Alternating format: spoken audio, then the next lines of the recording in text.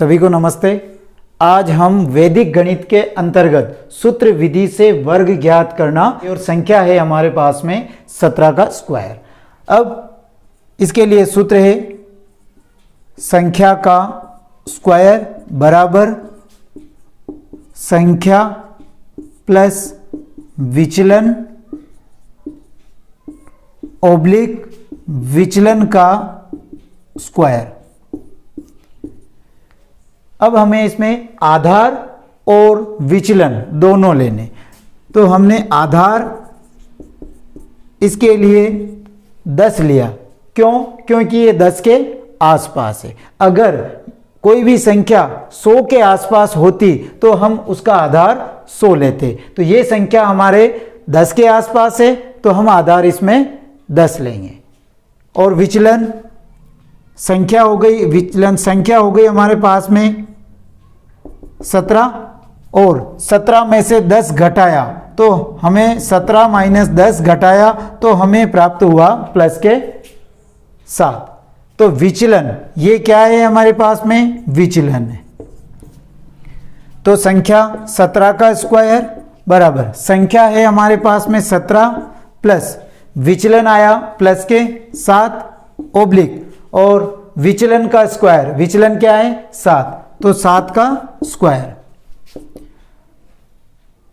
ये हो गए 24 ओब्लिक 49। अब हमें आधार कितना लिया? 10। 10 में जीरो कितना है? एक जीरो। जब एक जीरो है तो एक संख्या ही यहां पे लिखेंगे और आगे वाली संख्या इसमें प्लस कर देंगे। 4 और 4 8 और ये 2 ऐसे की ऐसी। तो 17 को 17 से हम मल्टीप्लाई करेंगे तो 289 हमें प्राप्त होगा। और ये हमने निकाला है सूत्र विधि से। 98 का स्क्वायर निकालेंगे सूत्र विधि से। ठीक है। अब इसमें आधार 100 लिया। क्यों? क्योंकि 100 के पास में। अब संख्या है 98। अब विचलन निकालना, तो विचलन निकालेंगे तो 98 माइनस 100। अब इसमें से घटाया तो 98 में से 100 नहीं जाते हैं, 100 किसके हैं? माइनस के। तो 100 में से 98 गए तो माइनस के 2 बचे। क्यों? क्योंकि माइनस की संख्या बड़ी है। अब हमें इसका वर्ग निकालना है, तो वर्ग के लिए सूत्र होता है संख्या का स्क्वायर बराबर संख्या प्लस विचलन ओब्लिक विचलन का स्क्वायर। हमारे पास में संख्या है 98 प्लस विचलन आया माइनस का 2 ओब्लिक माइनस 2 का square. 98 plus minus minus 2 oblique 2 का स्क्वायर। 2 का स्क्वायर होता है 4। अब माइनस हट गया। कैसे? जब -2 को -2 से मल्टीप्लाई करते हैं तो माइनस माइनस हो जाता है प्लस, और इसे जोड़ लेते हैं, इसे गुणा कर लेते हैं तो आ जाते हैं हमारे पास में 4। ठीक है, ये ध्यान में रखें। तो 98 में से 2 गए 96 और इधर बचे हमारे पास में 4। अब हमने यहां पे लिया आधार 100 है तो इधर आ रहा है हमारे पास में 4, जबकि हमें चाहिए कितना है? कम से कम दो संख्या चाहिए, तो एक जीरो और यहां पे हम लगा देंगे। तो हमारे जो आंसर आए 9604, ये हमारे आंसर होंगे। क्वेश्चन 3, 104 का वर्ग निकालना। तो 104 का वर्ग निकालने के लिए के आधार लेते हैं, आधार 100। क्यों? क्योंकि ये 100 के आसपास है।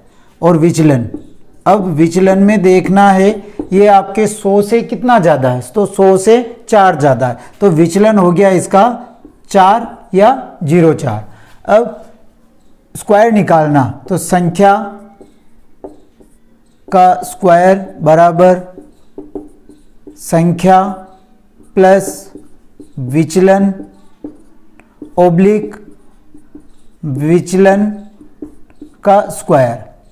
अब हमारे पास में संख्या क्या है? 104 प्लस विचलन है 0.4 ओब्लिक विचलन का स्क्वायर 04 का स्क्वायर।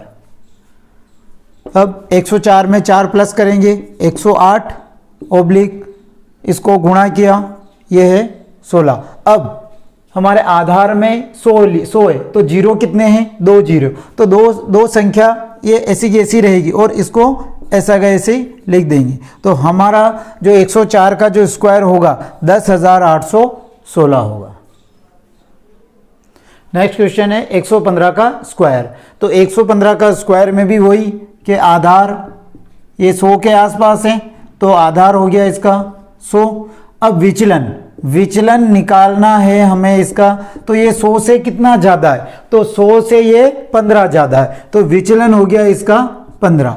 अब इसका वर्ग निकालेंगे वैदिक विधि से, तो संख्या का स्क्वायर बराबर संख्या प्लस विचलन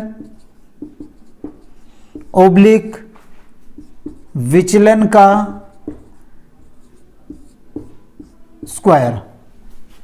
हमारे पास में संख्या है 115 प्लस विचलन है 15 ओब्लिक 15 का स्क्वायर। 115 में 15 जोड़ेंगे 130 ओब्लिक 15 के स्क्वायर 225।